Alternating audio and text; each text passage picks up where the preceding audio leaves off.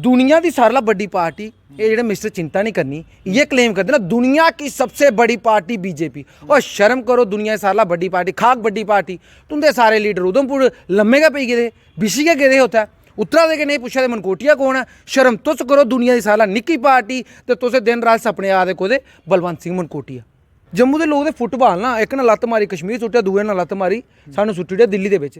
Jammu Kashmir national panthers party के नेता सतवीर सिंह मनहास मेरे साथ हैं और आज सतवीर सिंह मनहास से के साथ बात इस बात पर कि पार्लियामेंट्री पैनल, पार्लियामेंट की स्टैंडिंग कमेटी कश्मीर गई, जम्मू नहीं आई और अब ये कहा जा रहा है कि जम्मू भी आएगी, लेकिन दिल्ली में लोगों को जम्मू की तमाम बातें पता हैं, पैनल बाद में आएगा। सतवीर सिंह जी क्या कहेंगे, पैनल यहाँ नहीं आया, सीधा कश्मीर चला गया? नहीं, मैं सबसे पहले आपके चैनल का शुक्रिया करता हूँ जिन्होंने मौका दिया बात करने का। तुसीं इ'यां डोगरी च गल करो, कोई जरूरत नहीं हिंदी बोलने दी। फिर मैं बड़ी खुशी है कि डोगरी च तुसें मी गल करने मैं हिंदी सवाल पूछना, तुसीं डोगरी च जवाब दो। ठीक है, थोड़ी भाषा हिंदी मेरी करके मैं डोडे दा। ठीक है, समझ गया। मराठों की मराठी है ते साड़ी डोगरी है। मैं डोगरी बिच एक मैं इस गल दा कोई अफसोस नहीं होया, बिल्कुल अफसोस नहीं होया कि जेड़ा दिल्ली तू जहाज उड्डिया सीधा कश्मीर पुज्जी गया, कोई अफसोस नहीं होया। पिछले 70 साल दा इ'यै होआ दा। जम्मू दे लोग सिर्फ केह् करदे न, आसमान दी तरफ ना इ'यां दिखदे रौंह्दे कि कोई उस वेल्लै साढ़े इत्थै भी आनगे, लेकिन बार बार जम्मू दे लोगें गी मैं आखना चाहना, देखो सियासत एक अलग चीज़ रही। मैं डोगरा ना, तुस भी डोगरे हो। अगर अस डोगरे हाँ कि साड़ी क्रैडिबिलिटी कुद्धर गेदी है कि अस इस स्टेट पूरी जिन्ना भी है अस एह्दे पर राज कीते दा है और अज्ज दी डेट में सानू मोहताज बनाई ओड़े दा है दिल्ली कश्मीर। जम्मू के लोग ते फुटबाल ना एक ने लत्त मारी कश्मीर सुट्टिया, दूए ने लत्त मारी सानू सुट्टी ओड़ेआ दिल्ली दे विच। लेकिन जम्मू के लोगों की आइडेंटिटी कुद्धर गेदी है, ये जम्मू के लोगें भी सोचना पौना ना। जेड़ा भी जहाज आंदा, जेड़े भी नेता आंदे सारे आखदे जम्मू की गल सानू पता, कोई जरूरत नहीं है, पैनल बाद ही आ कुछ वेले। देखो ना, वो उन्हें ते आखना है ना, क्योंकि उनका इतना एजेंडा चलता है, उन्हें इलैक्शन जितनियां और उन्हें जितनियां ने, क्योंकि जम्मू के लोगों में ऐसा दिखा कि इन्नी शराफत है या इन्नी साड़ी जी क्रैडिबिलिटी है घटी गेदी है कि अस कोई गल ही नहीं सुनते। राष्ट्रभक्ति आएगी तो असें वोट पाई ना, राष्ट्रभक्ति आई है वोट पाए ना। मोदी देखो, मोदी साहब ने चीफ मिनिस्टर नहीं ना बना स्टेट है, तो उसे भी पता, मी भी पता, लेकिन लोग उन्हें वोट पाते तो पाते क्यों, मैं ये चीज़ समझ नहीं आई। जब मोदी साहब चीफ मिनिस्टर बन गए ना, आखनगे कि नहीं मैं प्रधानमंत्री का पद छड्ड लगा, मैं जम्मू कश्मीर का चीफ मिनिस्टर बनना है, तो फिर मैं भी आगे कि मैं मोदी साहब ही वोट पाना। लेकिन मोदी साहब का इत्थे कोई लैन देन नहीं है। और जेडे लीडर आन इधर, कोई आखदा चिंता नहीं करनी, कोई आखदा अस बैठे दे इत्थै, कोई आखदा दिल्ली जम्मू बाद वेले आना है। जम्मू आना कि नहीं है, जम्मू बाद वेले क्या आना, जम्मू आना कि नहीं है, जम्मू कुछ खाते विच नहीं है। फायर सर्विस निकली 620 सीटां तो कश्मीर दित्तियां, ये बीजेपी गै है ना।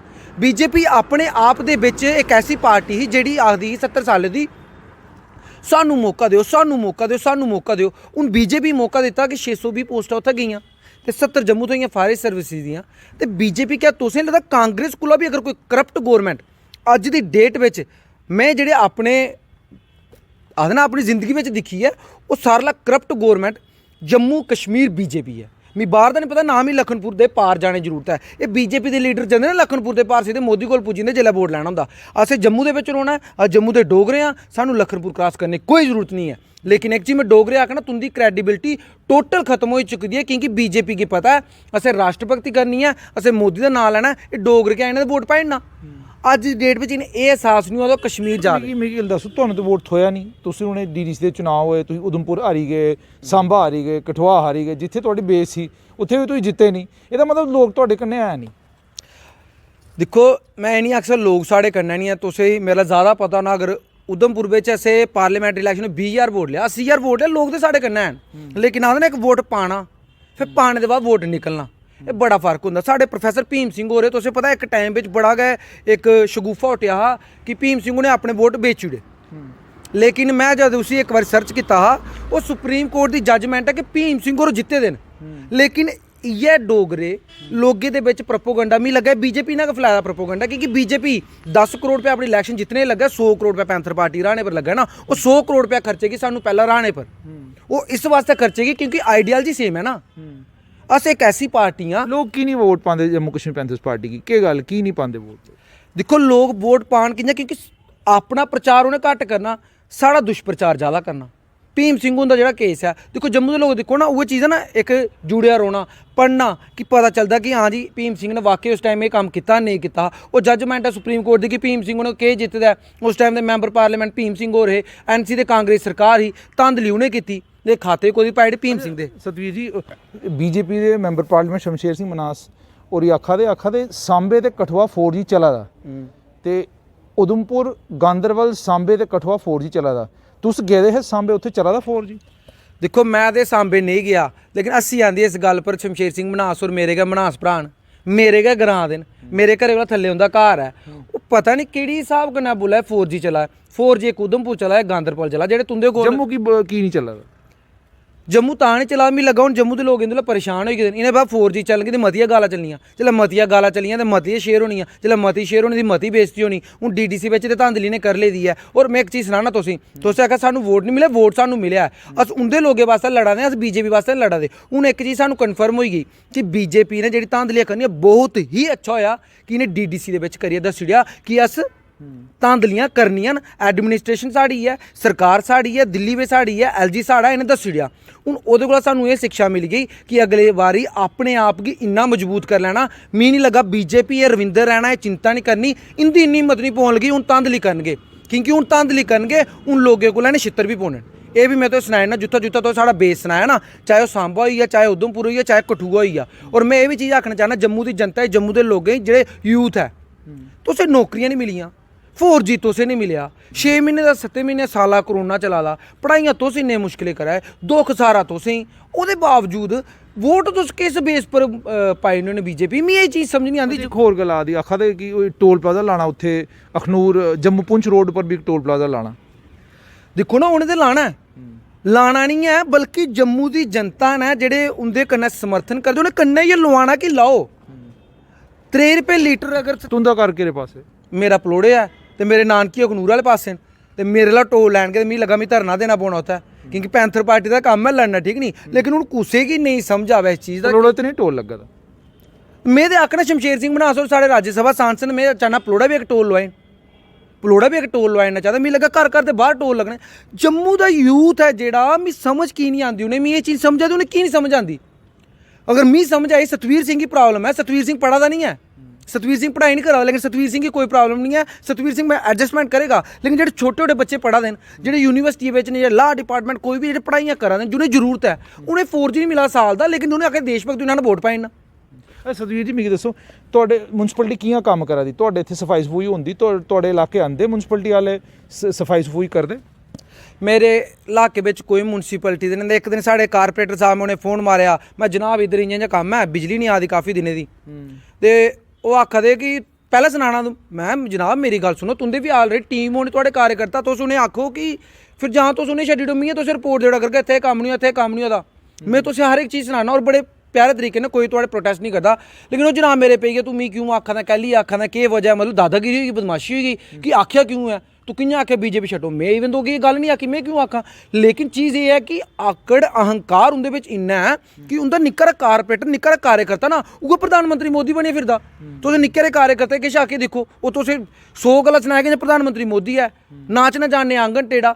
लोग इ'यां आखा दे कि म्यूनसिपैलिटी डिमोलिशन ड्राइव च ज़्यादा इंटरस्टिड है, तो जेह्ड़ा इंदा अपना कम्म है साफ सफाई का, जेह्ड़ा इंदा अपना कम्म है डस्टबिन लाने का, जेह्ड़ा इंदा अपना कम्म है फ्लड लाइट्स लाने का, ये जेह्ड़े स्ट्रीट लाइट लाने का, वो कम्म ये नहीं करा दे, ये डिमोलिशन ड्राइव ज़्यादा बिजी रौंदे।